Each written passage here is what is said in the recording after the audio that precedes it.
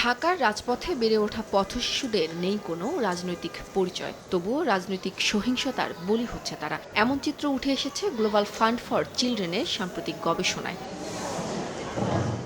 গবেষণা অনুযায়ী জুলাই অভ্যুত্থানের সময় রাজধানীর প্রায় ৭২% শিশু রাজনৈতিক সহিংসতার শিকার। এর মধ্যে সরাসরি আহত হয়েছে ৪৮%। রাজনীতিবিদরা মারামারি কাটাকাটি করে এই স্বৈর শাসন দেশের মানুষ এইভাবে নিষ্পেষিত হয়েছে, নিগৃহীত হয়েছে, দেশান্তরিত হয়েছে, মৃত্যুমুখে পতিত হয়েছে।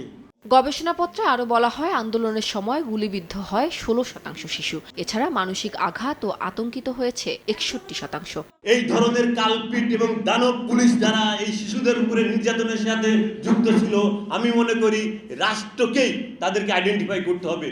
ঢাকায় বসবাসরত ৭০ জন পথশিশুর উপর জরিপ চালিয়ে গবেষণাটি প্রকাশ করে global fund for children. Umme Hani, সময় সংবাদ, ঢাকা।